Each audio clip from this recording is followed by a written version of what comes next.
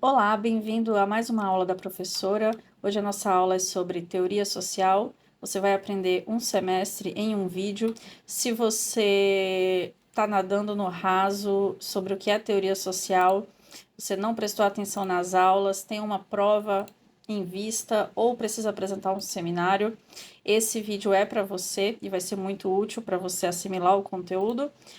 E se você é uma pessoa inteligente, você sabe que conhecimento é poder, então assiste esse vídeo para você se tornar mais interessante. No final vou disponibilizar aí o download do material para vocês, tá bom? Então vamos lá para a nossa aula de teoria social. O que é teoria social? Bem, pessoal, a teoria social ela é uma ferramenta para entender dinâmicas sociais e estruturas de poder. E essa ferramenta da teoria social, ela nos ajuda a analisar como a sociedade molda as nossas ideias e como a sociedade é moldada por essas mesmas ideias. Então, tanto ela nos molda quanto nós moldamos a sociedade num processo dialético que se relaciona com a cultura e o poder. O primeiro deles aí é o Karl Marx, que contribuiu com o materialismo histórico dialético e fez uma análise das relações de produção e das relações de alienação e exploração que estruturam os modelos econômicos, especialmente aí o modelo econômico capitalista, né?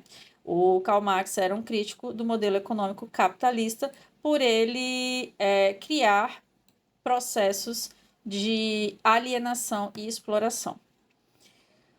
O Max Weber, ele faz um estudo das motivações de cada indivíduo para uma ação social. Então, o que leva os indivíduos a agirem socialmente ou agirem, terem ações que têm algum impacto na coletividade.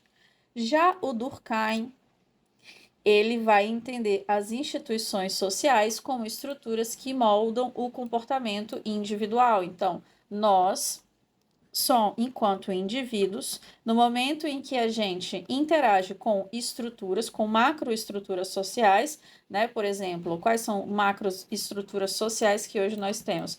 A escola, o trabalho, né, os empregos, as corporações que geram empregos. Então, essas estruturas sociais elas vão moldar o nosso comportamento.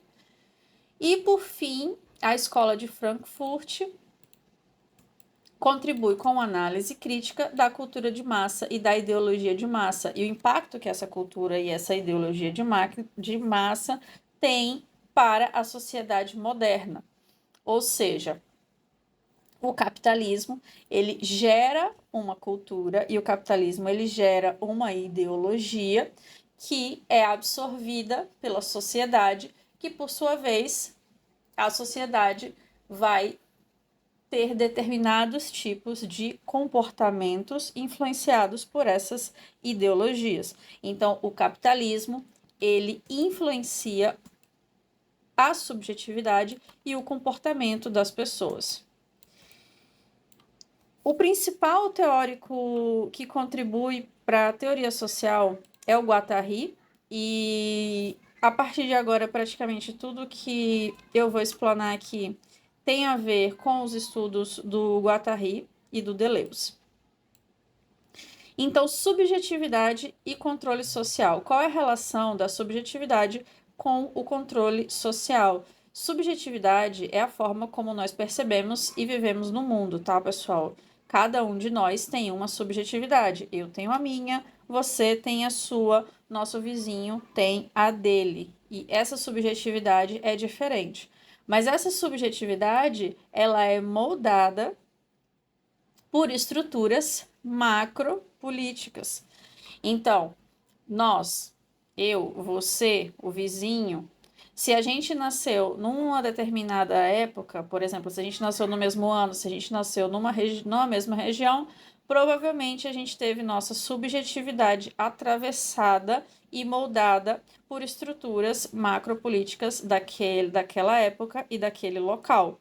Então, nós percebemos e nós vivemos no mundo baseado nessas ideologias que nos foram apresentadas, que nos foram contadas. essas ideologias que estão à nossa volta e que nós observamos desde que a gente pisou nesse mundo e se entende por gente.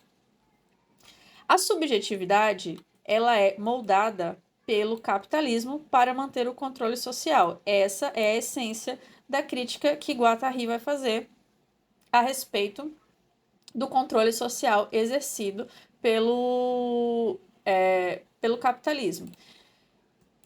O Guattari é um filósofo, tá, gente? Filósofo, psicanalista. Ele é semiologista também, ele é francês.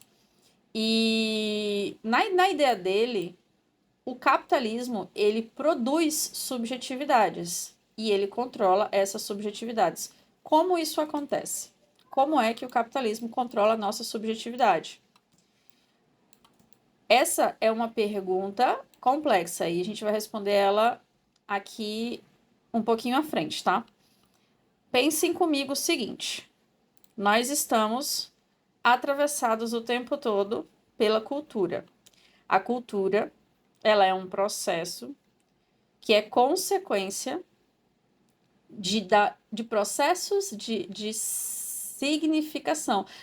Processos de significação, ou seja, semioses, né? É uma semiótica. Se você não sabe o que é semiótica, vai assistir um vídeo anterior aí do canal, semiótica, um semestre em um vídeo para você entender o que é semiótica.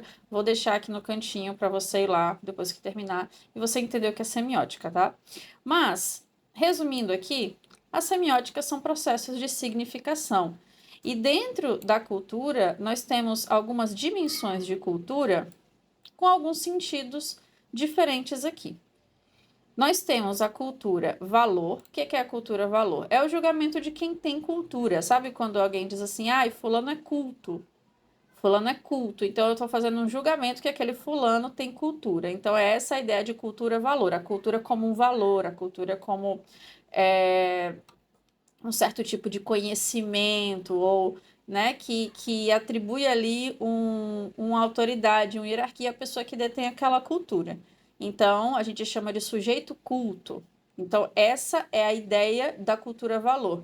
A cultura alma coletiva, a dimensão da cultura alma coletiva fala da cultura dos povos, a cultura de uma etnia, né, de uma nação. Então, é a identidade dos grupos, né, a cultura do povo brasileiro, a cultura do povo nipônico, enfim. Essa é a cultura alma coletiva. E por último, a gente tem a cultura mercadoria.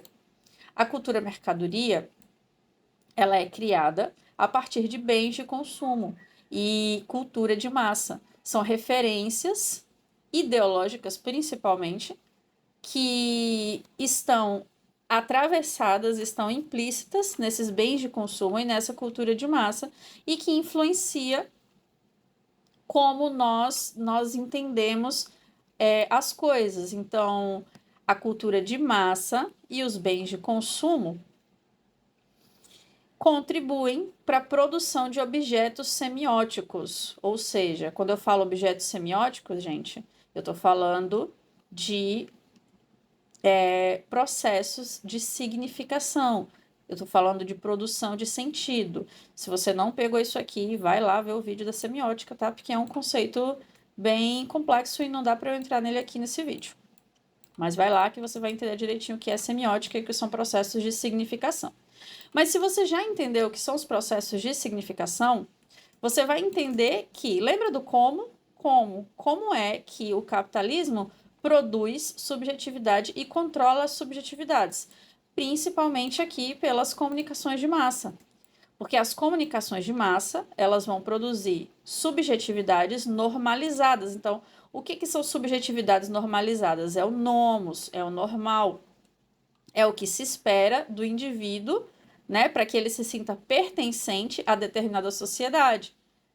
Então, no momento em que, quanto mais ele se aproxima dessa subjetividade normalizada, mais esse grupo social vai abraçá-lo, vai incorporá-lo. Então, hoje, por exemplo, no momento que nós vivemos, né, um homem, uma mulher, para se aproximar de uma subjetividade normalizada, ele tem que estar aí, né, no shape, ele tem que ter um carro, né? Ele tem que ter um imóvel, bens, dinheiro investido. Então, essa configuração de uma subjetividade normalizada, que seria o normal, o esperado, o que aponta para o sucesso e o valor de alguém, muda conforme o tempo. Então, hoje a gente tem essa figura do homem-mulher que é autossuficiente, realizado, bonito, higiênico, com uma vida emocional, física e financeira saudável e bem-sucedida. Então, isso é a nossa subjetividade normalizada. E o controle social acontece justamente através da produção dessas subjetividades, porque percebam, se eu tenho uma subjetividade normalizada a que todo mundo está buscando, eu vou imediatamente garantir que o comportamento das pessoas seja um comportamento previsível que leva elas a mais próximo possível desse nomos, desse normal, né? Então, para eu estar nessa persona toda resolvida, eu preciso o quê? Eu preciso trabalhar 8 horas por dia, eu preciso ter controle dos meus gastos, investir o meu dinheiro, investir em desenvolvimento pessoal, não desperdiçar o meu tempo. Eu preciso ser produtivo, preciso acordar cedo. Além de trabalhar no meu tempo livre, eu não posso só descansar, eu preciso estudar para eu poder crescer, né, e ter mais oportunidades, além das que eu já tenho. Eu também tenho que treinar, né, para que eu esteja num corpo normalizado e aceito. Então, esses comportamentos são os comportamentos esperados para que eu me aproxime dessa subjetividade normalizada. E é assim que se estabelece o controle social, no momento em que há comportamentos específicos que me aproximam desse modelo ideal. Então, os indivíduos, eles são moldados para se adequar a essas hierarquias e esses valores dominantes. E eles vão buscando sempre estar mais próximos a isso, porque eles têm a ideia de que isso é valoroso e de que isso vai trazer para eles uma sensação de pertencimento na sociedade e vai trazer a aceitação dos demais da sociedade.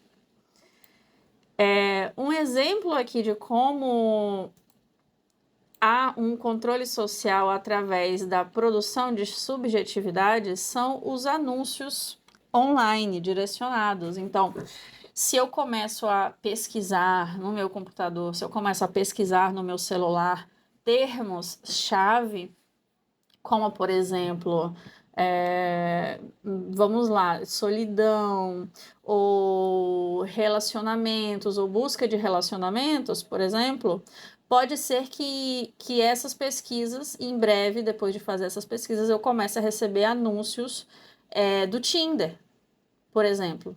Anúncios do Tinder, anúncio de apps de relacionamento.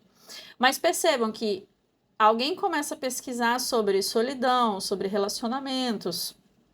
Não necessariamente essa pessoa está em busca de se relacionar através de apps de namoro, né? Ela pode estar buscando por solidão, fazendo pesquisas relacionadas à solidão, por outros aspectos, ela pode estar buscando fazer pesquisas sobre relacionamentos por outros aspectos, mas a solução trazida dentro da estrutura, né, econômica, capitalista, das comunicações de massa, é um app de relacionamento. Então, ela tem uma demanda, vamos dizer assim, um interesse por temas de relacionamento, mas o caminho que ela é direcionada dentro da estrutura é para um app de relacionamento que muitas das vezes vai criar mais possibilidades para ela acessar relacionamentos casuais. Então, relacionamentos, né, líquidos. Então, isso não atende à demanda dela, não atende. Mas o capitalismo cria uma pseudo-solução para essa demanda, né, interna, emocional, que na verdade não resolve a demanda, mas cria um tipo de distração. Então a pessoa vai continuar se sentindo solitária, talvez ela vai continuar em busca de um relacionamento significativo, mas o Tinder não vai trazer isso para ela, ou são poucas chances disso acontecer. E aí, qual o remédio para essa normalização das subjetividades? O remédio seria a singularização. Então, a resistência vem da singularização. O que é a singularização? É quando eu começo a rejeitar essa subjetividade normalizada, eu começo a rejeitar. Então, um exemplo, né? Eu não mais quero buscar ou ter comportamentos que me levam a esse nomos, a esse padrão esperado, certo? E eu começo a caminhar na contramão disso, eu vou me singularizar. Então, por exemplo, eu começo a buscar valor no processo de estar sozinho, por exemplo, de estar solteiro. Então, eu começo a investir em autoconhecimento, eu começo a investir em estudar, em melhorar habilidades, em aprender soft skills. Em vez de buscar uma relação, eu vou preenchendo esse meu tempo, aprimorando a mim mesmo, ou seja, eu vou investindo na minha relação comigo mesmo. Então, eu vou me singularizando, eu não vou fazendo o que se espera que eu faça, né? Ficar lá consumindo, perdendo tempo lá, arrastando para o lado no Tinder, consumindo e enriquecendo uma corporação com as minhas demandas emocionais, com a minha solidão. Eu deixo de fazer isso e eu começo a me singularizar. Então, a resistência a esses processos de normalização da subjetividade, ele acontece através da criação de uma subjetividade única. E essas subjetividades únicas, elas não têm tantos referenciais na realidade. Elas têm que ser tiradas da cartola. Elas vêm de um processo mais criativo do ser humano, onde ele começa a ser ele mesmo e ele começa a ter comportamentos autênticos, que não é o da maquininha capitalista, o que se espera que faça. Então, para Guattari, a solução para esse controle social causado aí, né, pelos modos de subjetivação capitalista é produzir subjetividades delirantes. Eles chamam assim, tá? Então, a produção de subjetividades delirantes são uma forma de resistir ao sistema capitalístico e essa territorialização da subjetividade capitalista. Quando eu crio uma subjetividade delirante, quando eu singularizo e eu começo a ser o meu eu autêntico, e eu não estou indo com, né? Não estou Maria vai com as outras, não estou indo com a boiada, não estou discutindo o que todo mundo discute, não estou me polarizando, não estou indo nem para a direita nem para a esquerda. Então eu começo a me singularizar, eu começo a encontrar um caminho que é específico e que não é o modus operandi, não é o da massa. E aí um exemplo disso é a criação de conteúdo na internet com subjetividades singularizadas. Então, hoje existe muita criação de conteúdo na internet que destoa do status quo, que destoa do establishment. Alguns exemplos, um canal que eu gosto muito, que é o canal do Viajante, me inspirei no canal dele para produzir, para a estética do meu canal, para o modelo do meu canal. Então, o Viajante, assim como o Sobreviva ao Brasil, que é o canal do sobrevivente, eles têm uma criação de conteúdo que nasce de uma singularização, de uma resistência à subjetividade normalizada, ao que está posto, né, aí, a ideologia do brasileiro médio. Então, há uma resistência a essa subjetividade. Tanto o canal do Lucas, que é o Viajante, quanto o Sobreviva ao Brasil, do Sobrevivente, trazem modos de pensamento e estilos de vida e de produção de conteúdo e ideologias alternativas ao modelo dominante. Se você pegar o que a massa está falando hoje, né, o que a maioria das pessoas debate hoje, os temas em pauta, os trend topics, né, são diferentes do que o que esses produtores de conteúdo trazem nesse canal. Então, eles são dissidentes, né? Eles trazem uma subjetividade singularizada. O meu canal, o canal aqui da professora, tem a intenção também de ser um modelo de resistência. E um modelo de resistência é o quê? É o projeto de emburrecimento do brasileiro. Porque hoje não, tá, pessoal? Isso não é uma coisa atual. Isso é algo que existe há muito tempo. E esse projeto de sucateamento da educação, ele visa a manutenção da alienação do povo brasileiro. Porque quanto mais sem referências, quanto mais sem educação um povo mais fácil, né, ele vai engolir coisas estapafúrdias. Mais fácil ele vai aceitar que coisas estapafúrdias aconteçam, como hoje acontecem no Brasil, como hoje é a situação político, econômica, ideológica do Brasil, é uma coisa estapafúrdia. Então o povo brasileiro aceita isso porque a grande massa não tem capacidade crítica e não tem educação suficiente para questionar, para ser capaz de questionar. Então, a subjetividade normalizada é essa do brasileiro médio, que não tem arcabouço para fazer uma crítica política, uma crítica social. Ele basicamente vai repetindo o que ele ouve das comunicações de massa, das mídias de comunicação de massa. Ele vai repetindo. É direita, é esquerda, é esquerda. É assim, é assado. E ele repete. Não tem análise crítica.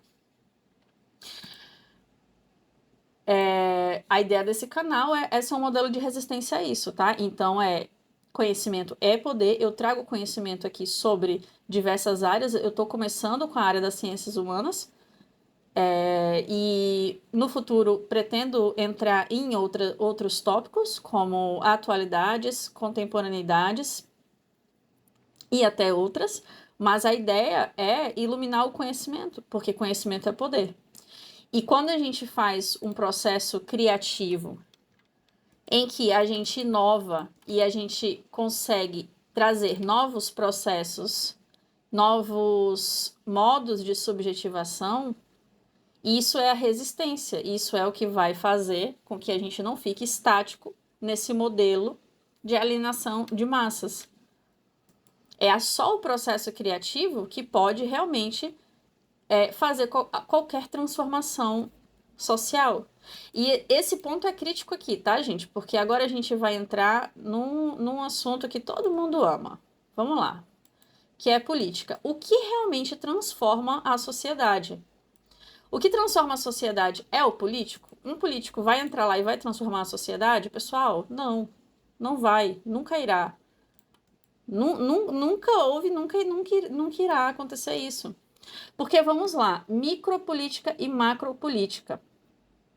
Existem agenciamentos coletivos de enunciação. Que palavra difícil, né, gente? Mas o que é isso? Pessoal, agenciamentos coletivos de enunciação são processos de subjetivação e de produção de sentidos, tá? Mais uma vez, se você perdeu a aula de semiótica, vai lá assistir. Esses processos de subjetivação e de produção de sentidos, eles têm dois âmbitos, tá? Eles têm dois âmbitos. Tem o âmbito extrapessoal, né? O macro, que é a economia, a tecnologia, os ícones, né? Os ídolos da mídia, os standards, os padrões ecológicos ou etológicos, aí vem da nossa ética. Então, esses padrões macro, eles influenciam os nossos processos de subjetivação e a produção dos sentidos, os sentidos que a gente vê as coisas, que a gente cria valor ou deixa de dar valor para determinada coisa. E o micro é o interior, o intrapsíquico, o infrapessoal. Fala da nossa percepção, da nossa sensibilidade, do afeto, do desejo. de inibições, aquilo que a gente inibe, que a gente rechaça ou que a gente teme, e as inclinações, aquilo que a gente se inclina, que a gente está mais propenso a fazer. Então, os agenciamentos coletivos de enunciação são isso. Então, são processos de produção de sentidos. E eles são criados, né, no âmbito do extrapessoal, e eles influenciam o intrapsíquico e o infrapessoal. Só que, vejam, pessoal, isso aqui é importante. Não é um sentido linear. Não é só desse para esse, tá? Isso aqui não se transforma nisso aqui apenas. Isso aqui também se transforma nisso aqui. Então, é dialético, é dialógico, certo? E que é um mecanismo de retroalimentação. Uma coisa retroalimenta a outra. E se uma coisa retroalimenta a outra, existe uma articulação entre o coletivo e o individual e uma relação entre essa macropolítica, que são as grandes estruturas, e a micropolítica, que são as ações, os comportamentos, pensamentos e sentidos individuais. No momento que existe essa relação e essa retroalimentação, fica muito claro onde está o germe da transformação social. E o germe da transformação social está na singularização, como chave para mudanças profundas. Ou seja, a singularização é exatamente o caminho oposto lá das subjetividades normalizadas. Então, é quando eu me torno singular. É quando eu saio, né, desse modus operandi, desse status quo. Eu paro de ser uma pessoa que, né, acorda, vai trabalhar na CLT, depois fica passando os feeds das redes sociais até adormecer, depois acorda de novo, vai trabalhar na CLT, fica passando os feeds das redes sociais, aí depois eu assisto a Globo, aí depois, entendem? Se você fica nessa inércia, nesse modus operandi, você tá uma subjetividade normalizada, você tá ali totalmente passivo, sendo um fantoche do sistema, sendo um fantoche da Matrix. Para você se singularizar, você precisa sair. Você precisa sair dessa corrente. Muitas vezes, navegar contra a corrente. E aí a conclusão de uma teoria social, de uma aula de teoria social, é que a gente precisa compreender e desafiar as estruturas de poder e de controle, se a gente quiser promover alguma transformação social. E isso vai acontecer apenas a partir da criação de uma subjetividade alternativa e resistente. Então, é isso que eu faço aqui. É isso que eu faço pessoalmente também na minha vida. Eu busco a minha subjetividade resistente, alternativa, o que eu quero, como eu quero viver, quais são os meus valores, como eu quero estar daqui a 10 anos, com o que eu quero trabalhar, como eu quero trabalhar, o quanto eu quero ganhar e quanto eu quero gastar para ganhar isso. Então, tudo isso eu estou decidindo e eu não estou permitindo que a máquina capitalista e que o grande Leviatã decida por mim. Assim é que a gente gera uma transformação social. É assim que acontece uma micropolítica processual, através da rejeição, de uma recepção passiva de subjetivação, que vem da máquina capitalística e que promove a manutenção da alienação, e eu passo a buscar criar ativamente a minha subjetividade e gerar novos sentidos de referência para a minha vida, para os meus ideais, para os meus valores, que promovem a transformação social que eu gostaria de ver, que eu gostaria de viver, que promovem o mundo que eu gostaria de ver acontecer e o mundo que eu gostaria de viver. Então, é isso que é a teoria social. Espero que esse conteúdo tenha iluminado o suficiente para vocês. Comentem aqui no vídeo o que vocês acharam. E comentem temas para os próximos vídeos aqui do canal da professora. Muito obrigada por assistir e até a próxima.